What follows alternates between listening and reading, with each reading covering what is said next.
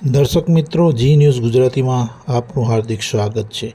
ગામ સુખલીપુરા ખાતે વિવિધ વિકાસના કાર્યોનું ખાતમુહૂર્ત કરવામાં આવ્યું।